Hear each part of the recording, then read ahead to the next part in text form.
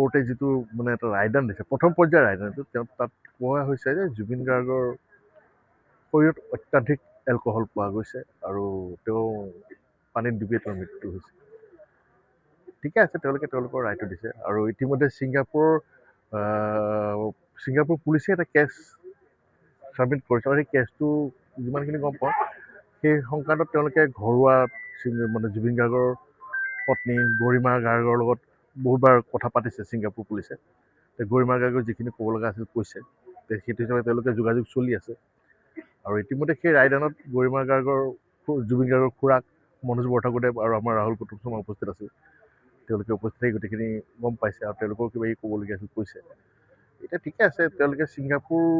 কোৰ্টে সেইটো ৰায়দান দিছে কিন্তু সেই ৰায়দানটো মই ভাবোঁ যে বহুত সহায় কৰিব আমাক এজন অসুস্থ মানুহক তেওঁ 400 গুণ অধিক তেওঁ শৰীৰত এলকহল পোৱা গৈছে বুলি কৈছে ইমান কম সময়ত তেওঁ সিমানখিনি এলকহল সেৱন কাৰ লগত কৰিলে তেওঁক নিশ্চয় কোনোবাই যোগাৰ ধৰিব লাগিব সেইখিনি কোনে ধৰিছিলে আৰু সেই অসুস্থ মানুহজনক যিজন মানুহক সকলোৱে জানে যে পানী আৰু জুইৰ পৰা আঁতৰত থাকিব লাগে তেওঁৰ অসুস্থতাৰ কাৰণে তেওঁক তেনেকুৱা অৱস্থাত তালৈ কিয় লৈ গৈছিলে আমাৰ ইয়াৰ পৰা যোৱা কেইজনতো দুখীয়ে এতিয়া মই ভাবোঁ যে ছিংগাপুৰত থকা যিখিনি অসমীয়া আছিলে সেই ইয়টখনত যিখিনি তেওঁলোক সহযাত্ৰী হৈ আছে তেওঁলোক সমানে দুখী তেওঁলোকে সমানে উৎসাহ যোগাইছিলে জুবিন গাৰ্গক তেনেকুৱা এটা কৰ্ম কৰিবলৈ গতিকে মই অনুৰোধ জনাম আমাৰ অসম চৰকাৰক বা আমাৰ প্ৰশাসনসকলকে যে সেই ইয়টত থকা সেই যাত্ৰীসকলক ইয়ালৈ আনিব লাগে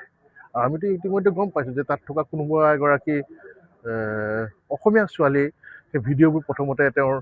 মাকলৈ প্ৰেৰণ কৰিলে মাকে কাটি হেৰি কৰিলে অমিত প্ৰভা নহয় আৰু এজনী আছিলে বা চাম গোস্বামী যে তেওঁক এতিয়ালৈকে কিয় অনা নাই হোৱা নাই যে এই আইন প্ৰক্ৰিয়াটোৰ মাজলৈ তেওঁক আনিব লাগে মই ভাবোঁ যে সেই আনিলেহে আমি প্ৰকৃত দোষী বিচাৰি পাম আৰু প্ৰকৃতটো হৈছিল কি জুবিন গাৰ্গৰ সেই ঘটনাটো গম পাম আটাইতকৈ দুখৰ কথা এইটোৱে যে আমি জুবিন গাৰ্গৰ হেৰুৱাৰ প্ৰকৃত সময়খিনিয়ে আজিলৈকে গম নাপালোঁ গতিকে মই ভাবোঁ যে এই ক্ষেত্ৰত সম্পূৰ্ণ সঠিকভাৱে এটা সময় ন্যায়পালিকাই চাব লাগে আৰু উচিত ন্যায় হ'ব লাগে যিকোনো খবৰৰ বাবে যোগাযোগ কৰক